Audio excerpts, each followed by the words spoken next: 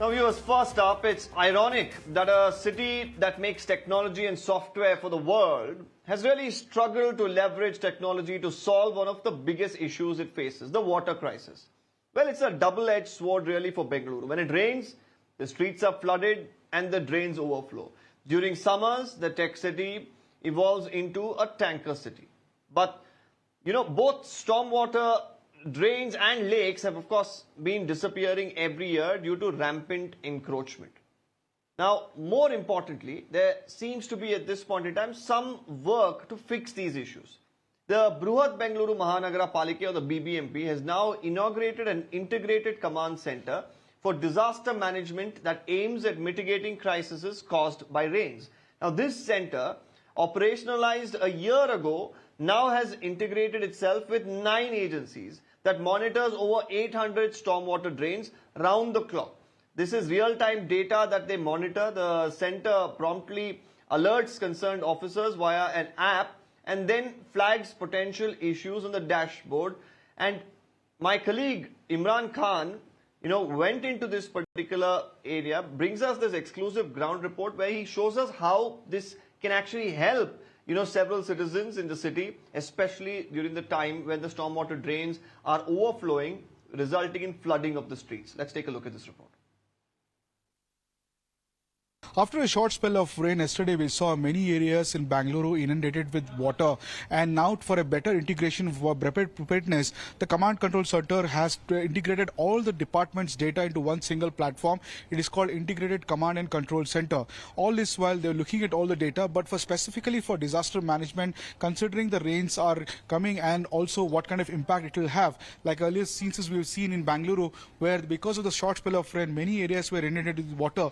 This is the command center the BBMP has come out with, where specifically for other areas, especially for the disaster management, this area is being monitored, like from air quality monitoring to levels of water in the many of the lakes and canals in Bengaluru, and especially the last one is about citizen grievances, where citizens can call up the BBMP call center and inform them. All this data will be collected through technology, where through an app, Smart Bengaluru, and the people who are complaining about the disaster, they'll immediately be intimated to the respective officer where they will attend to it. That's the claim the BBMP is making. As you can see in the command center, this is the graphics what you're getting about the quality of monitoring of air, and where you are seeing here disaster management is about the level of water in the canals and lakes, and last is the grievances where the citizens can complain to the BBMP, and this is the command center. Opposite of this is the call center from where they take the complaint and send it here for data processing. They will look at the areas which they are and the respective officer, and the respective officer get intimated through a WhatsApp message and also through the app, which they can tend to the many of the areas which are inundated with water or other effects because of the heavy rains. Now, use of technology, of course, is always welcome, but how efficiently are they going to use it? Because the problems continue. Waterlogging continues in multiple areas. It's not just, stormwater drains overflowing, but there is also drains that you need to declog, and we'll, of course, discuss that in detail. But it's not just the drains that we're talking about today, but also the city's lakes that have been facing issues such as land encroachment and other forms of civic apathy. While some of these lakes are looked after by large corporations in their vicinity via CSR funds, misuse of these funds has also been a cause of concern. Now, in an exclusive interaction with Times Network, BBMP Commissioner Tushar Girinath emphasized that the civic body is committed to transparent and inclusive lake development initiatives. Let's listen. To start by asking you, this whole rejuvenation process is something that we've been seeing over and over the years. What are you going to do differently this time, sir? Why this outreach to companies and corporates as well? Okay. So, as you know, BBMP is bound to rejuvenate the lakes, and it is our bounden duty. It is not that we are transferring our responsibility to a private entity. We have to take the major responsibility, and also the planning and approvals have to be taken from statutory authorities like Karnataka Tank Conservation and Development Authority. So we are doing our major work, but if the people are interested to take care of the lake, either RWAs or corporates, and it is allowed under the CSR policy of Government of India and the rules therein, then they are also welcome to do the same. because they will bring in some different view which may be missed out by a government agency like us, BBMP being a body which of course tries to incorporate all the ideas and the voices of people. Well, so on one hand, Bengaluru as a city, it's known as the Silicon Valley, faces problems pertaining to water. It's either shortage of water or you have flooding. Now, lakes, of course, can solve both of these problems. If you have a good system of stormwater drains taking treated water to the lakes, of course, it can be a storage facility of sorts within the city. But on the other side, it can also, of course, help mitigate the water crisis as well. Now, the BBMP has invited proposals, this is from corporates, once again, to revive about 185 lakes in the city. Now, there is, of course, a legal hurdle as well, because the courts earlier found that something was not right and that this should not be happening and the BBMP should look after the lakes themselves. So let me open this up to our panel of guests who are joining us today. Anand Malligaavad, popularly known as the Lakeman of India. He's also an Indian water conservationist and environmentalist who's joining us today. Joseph Hoover, environmentalist from Bengaluru. Sandeep Anirudhan, founder Citizens Agenda for Bengaluru, and also Raghavendra, he's an activist. All of them are joining us today on this broadcast. Let me take this across first to Mr. Anand. Mr. Anand, how do you really look at the BBMP right now? On one hand, they're using technology to, mitigate problems when it excessively rains. On the other hand, they're trying to once again, have RWAs and have corporates really come in, look after lakes. Do you feel that this is probably a good initiative of corporates coming in? Because we've seen multiple projects within the city when there is, of course, a CSR aspect involved. The entire maintenance, of course, is always done on time, and we've seen a robust system in place. Do you feel that the same will hold good for lakes as well? Basically, last 9 years, I'm working on lakes. I seen by these 185 lakes for corporates, it's a very small number. No, they would have completed a very long time back, these lakes. If government, like BBMP and other people, if they give a proper, one platform, like a single window system, because there are a lot of, paperwork involved, like a custodian of the lake, then district commissioners and office, PD, KTCDA. There are plenty of paperwork, as well as, there are a lot of hurdles.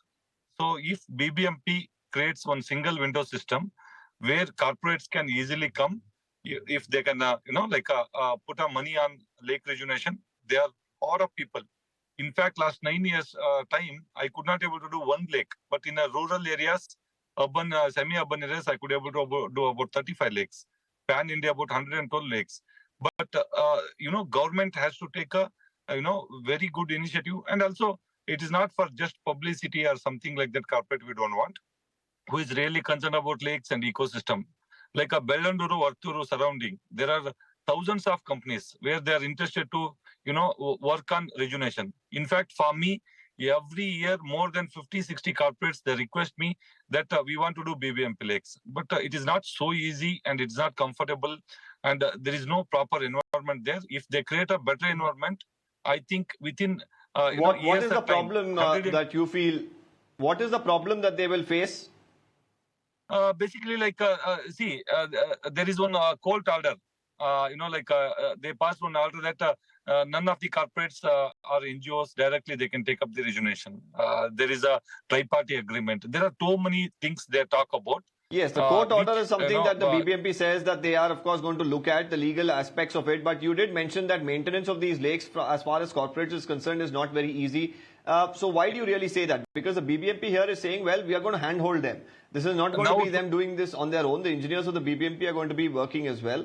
We are going to be looking at the funding and technical aspects as well of the maintenance. So where do you really see the difficulty for the corporates? See, basically, like a person like me, last 9 years I'm working with Bangalore. Yes, I worked and so many things I'm doing. But how many times BBMP came, they called me, or maybe they given time for us to discuss, or neither involved. There's no much interest. But now Tushar Girnath is telling it is open to corporates and other people. It's fantastic. We welcome. And if government supports, I think within 1 year, 2 years time, we could able to rejuvenate about 185 lakes. There is no issue at all. It is it is depending upon how they inspire corporates, how they inspire, NGOs, how they inspire conservationists. It depends on.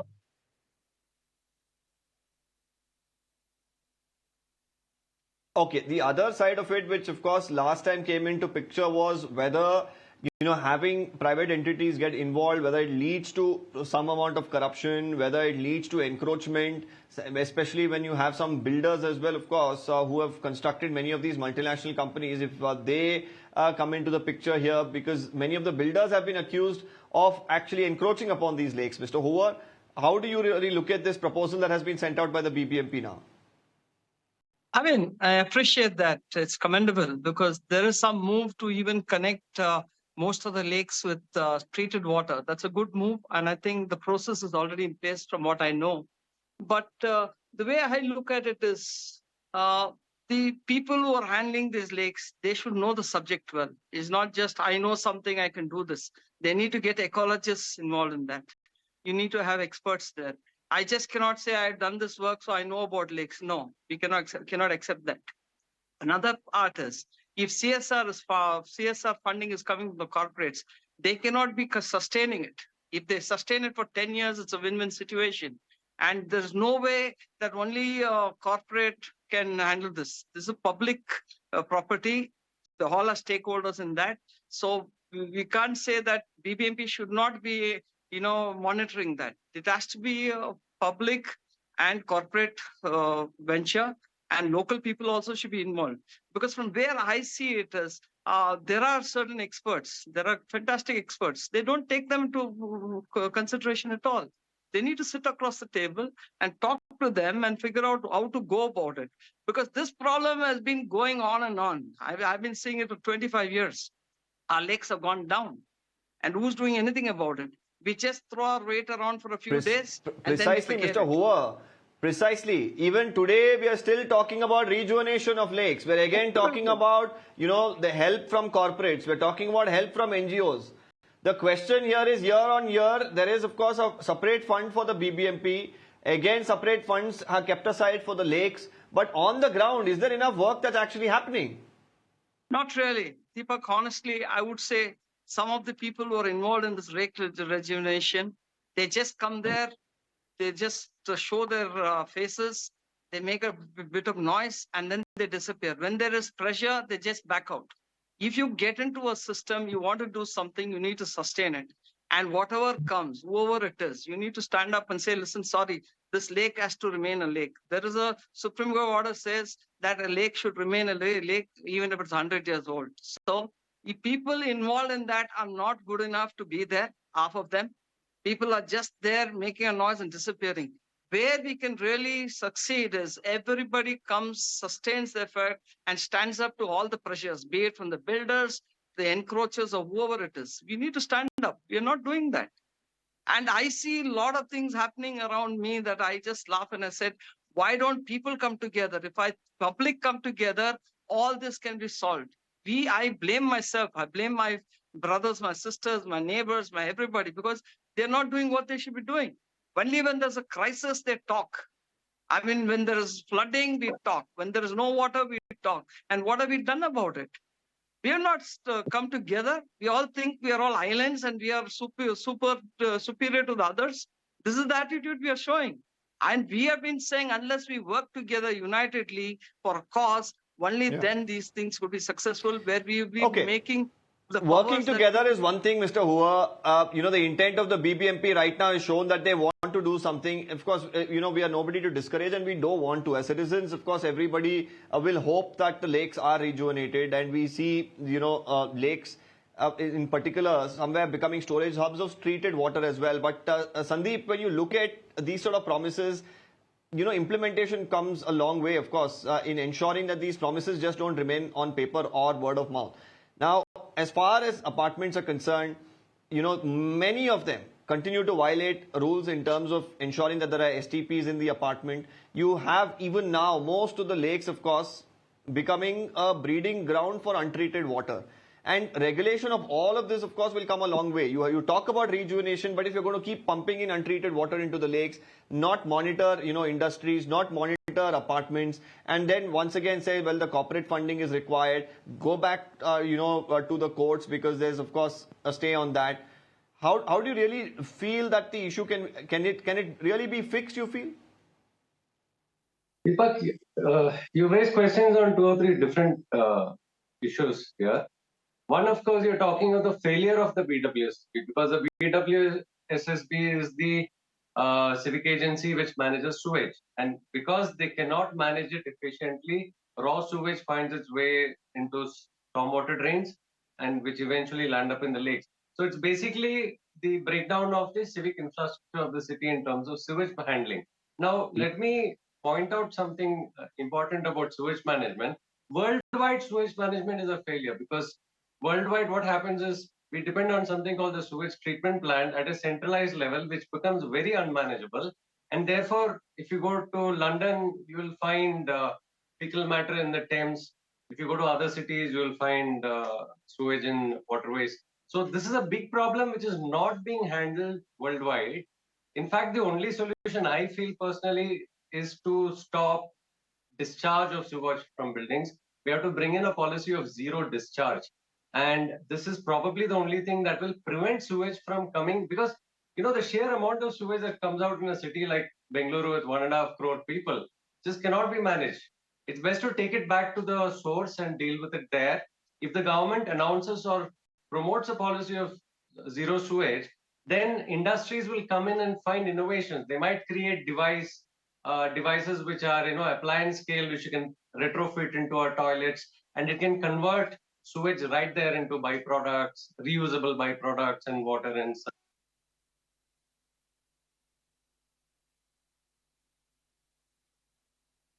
Okay.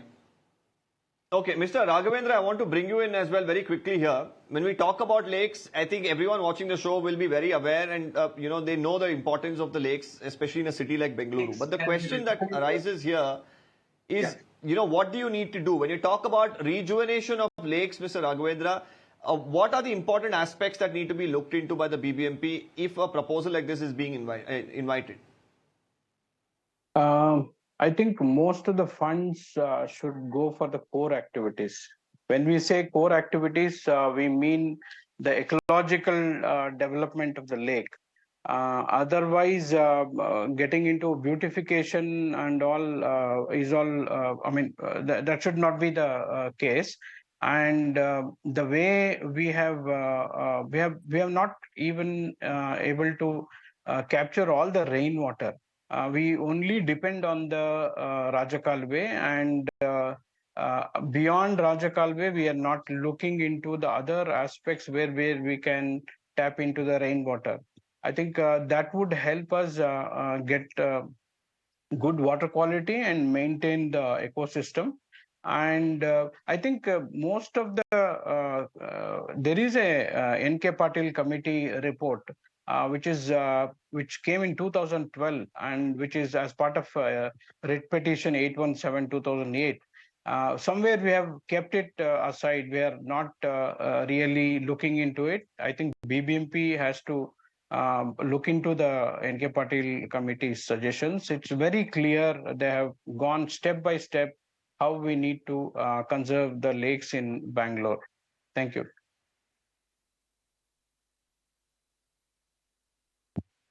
Okay, going back now to Mr. Anand. Mr. Anand, I'm going to ask you that question as well. When the BBMP invites proposal for rejuvenation, especially in a city like Bengaluru, what are the key aspects to be looked into in terms of how these proposals come in? And what do the lakes really need in terms of rejuvenation? Is it beautification that we need? Is it ensuring that, the sewage water is not let into the lakes? Is it ensuring that encroachments are not allowed? What should be the key aspect here? Sir, first point, these all Bangalore lakes are no more minor irrigation lakes. We are treating as of now as a minor irrigation lakes. There is no irrigation is going on in anything. And these are all the lakes, which is a city lakes now. And all the whatever sewage is entering inside the lake, it has to be completely stopped. And water holding capacity should be increased. So that, like 2022, we had a flood, right? We had a huge water. 2023, there is including Madiwala and all the lakes are dried up. Reason is there is no water holding capacity. When rain falls, we should catch the more water and we should keep it. See, because we are still thinking like, desilting of 3 feet, 2 feet and all. If you see all these lakes, sludge itself more than 1.5 meter, 2 meter sludges are there. Every lake. So when you don't do desilting fully, when you put a treated water, untreated water, because of the sludge is having a more biomass as well as more excess nutrients, which will shoot up the hyacinth. Any of the lakes you see in the city, which are rejuvenated, which they desilted only 3 feet, rest 7 to 8 feet, there will be silt. And they put a good water, treated water, but still because of those nutrients, hyacinth will come. The moment hyacinth, algal blooms, azolla, everything will come and the water quality will go off. So automatically eutrophication will start. Mosquito breeding will start and there will not be dissolved oxygen in the water and fishes will die. So first point is we should not consider these lakes as a minor irrigation tanks. We should consider as a city tanks. We should plan for, sewage, like a grey water, treatment or STP or whatever. We need to treat. That is first point. Second point, complete encroachment. 99.9% of the lakes are encroached, which are not cleared as of now. And it has to be cleared immediately. In spite of, a High Court order by Sri Abhay Wokaji, till now it is not done. And in the lot of records and paper, they showcase that, we have cleared the encroachment. That is all, not truth. So we have to clear the encroachment and also we have to mark the buffer zones of 30 meters and we should give a notice for everyone. That is second point. Third point, whatever lakes are there, from there to all cascading lakes, interconnection lakes, whatever Raj Nala is there, as per the paper, we have to open up, we have to clean up, we have to increase the, we have to desilt everything and make it assure that all the culverts, whatever they put up pipes, they have to be, as per, hydrological standard, as well as from ridge to till river, whatever, Kormangla, Chalgatta, whatever valleys are there, we, as per the hydrology study has to be done because you see different states I'm working with, almost 12 states, different states are seriously working on this flood mitigation. Even I'm also involved in a National Disaster Management Authority, NDM.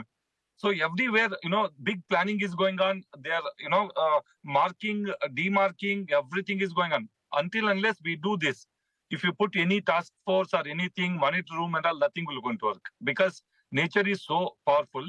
Earlier, Bangalore, I seen from 1996, even rains used to fall like 700 to 1,200 millimeters, right? Even rains. Now, one night it may fall 170 millimeters or 200 millimeters, whatever.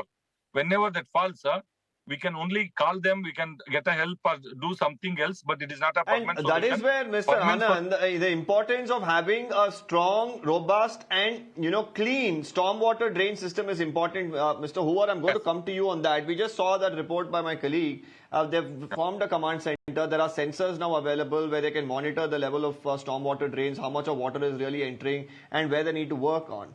But the question here is, this is only, a command center can only probably mitigate the amount of damage by identifying, well, this is flooding. But what is the root cause of flooding? That needs to be addressed. Be it desilting of stormwater drains, be it ensuring that the encroachments are removed. We saw, of course, the High Court coming down heavily. They went after some individuals. Then the stays from court came in. And then the work became, sloppy. The people who, of course, lost some of their homes are people who couldn't probably afford going to court. And we saw their houses being brought down. But, ensuring, stormwater drains, the clearance of encroachments, desilting of these stormwater drains is essential to even maintain these lakes, isn't it, Mr. Hoover? Definitely, because see, as you rightly said, people who had the clout, they were spared. People who did not have the money, their houses were smashed. I live in Rajarajeshwari Nagar. I can take you to any number of places where stormwater drains have become chicken necks. Virtually from this big, they become this one. And how does it happen? Because they were trying to support certain number of people and saying, okay, we cannot touch them because they built their house. When you take up a mission to say that we want to rejuvenate our lakes, you need to take it all around. As Anand said, as Sandeep said, as Mr. Raghavendra said, it has to be holistic. It cannot just be, this decision, this is what I'm going to do for X and this is what I'm going to do for Y. So this is a complete failure on term of when you talk about the government, a cumulative failure of all the governments. They don't apply their mind. There's no common sense. When there's a powerful person involved, he's spared. There are actors, there are any number of industrialists, there are any number of rich people who have been spared. So how does a stormwater drain become a chicken neck? It's unbelievable. And when you talk about rejuvenation of lakes, they think rejuvenation of lakes is about development, making walking paths and putting, planting saplings and making it look pretty. You need to leave the lake alone. You stop your walking tracks, you leave the lake to rejuvenate by itself, it will do. We are destroying the ecology by even walking around it. We are destroying it and we knowingly are doing it. So today it's like a fad among people. I go to this lake for a walk. Actually, they don't understand what they're doing. They don't realize that. So we don't want any more development. Just leave the lake as it is. It will come back to life. If you look at the story of the wolves in the US, they brought the wolves back into the system, and then the whole system, rejuvenated. It is such a great successful story. So here we have lakes, we are destroying it, and we are talking about, rejuvenating lakes, making walking paths, and planting saplings. That has to stop. This fad has to stop. This is no more time for all this. We are already in the end times. We are in the extreme climate events. And when people want rain, very quickly, I'll bring in Mr. Sandeep as well. Mr. Sandeep. Okay, Mr. Hoover, I get your point. I have little time left, so I'll bring in Sandeep very quickly here. Sandeep, now there is also a legal hurdle. Without the legal hurdle being cleared, BBMP actually looking at a proposal like this or inviting proposals, do you think that, they'll make any sort of headway in the near future? Deepak, the legal hurdle already existed. Actually, it was because of a High Court order based on two specific instances where bad MOUs were signed by BBMP in the past. I'm sure it's due to corruption. And the private parties whom they had an MOU with were allowed to utilize the lake as if it were their private property, which was absolutely wrong. And which is why the court passed the order in the first place saying no more MOUs, because it considered BBMP incapable of making MOUs which are in the interest of the public. Let me also, what the BBMP should have done is, it should have convinced the court that they will have MOUs where NGOs or private parties can only be service providers and not actually occupy the lake. That would have solved the problem. They should have done it long back. I don't see why they took so long. But can I also touch on two other points? You were talking about rejuvenation of the entire ecosystem for water holding, that is to mitigate our water crisis as well as floods. See, we have to understand that the lake ecosystem itself is part of a wetland ecosystem. Most of us actually are ignorant about the wetland ecosystem. About 20% of Bengaluru was wetlands, which means there are the lakes, then there are river systems, about 5 river systems in Bengaluru. On both sides of these river systems, which we actually call primary Rajakaluways, we used to have about 1 kilometer or 2 of marshes on both sides. And these were very vital to that wetland ecosystem because these were the sponges of the earth which used to suck all the rainwater, put it into the groundwater, which is why our wells used to have water. Now, all of that is getting encroached, even though it is protected under the wetland rules. Wetland rules protect every bit of wetland, including marshes, floodplains, lakes, rivers, streams, everything. Now, the problem is we are only looking at lakes as if they're isolated. Without the rest of this ecosystem, the lakes die, which is why the BBMP is saying about 20 lakes have died. But they have not died. It is the duty of the BBMP to recover the remaining wetland ecosystem so that those lakes also come alive. And there are several legal precedents which say that once a water body, always a water body. Once a lake, always a lake. And the BBMP cannot say out of the 210 lakes, they'll only recover about 178. That's absolutely wrong. They are duty bound to recover and rejuvenate all 210 lakes. They have no way of escaping this.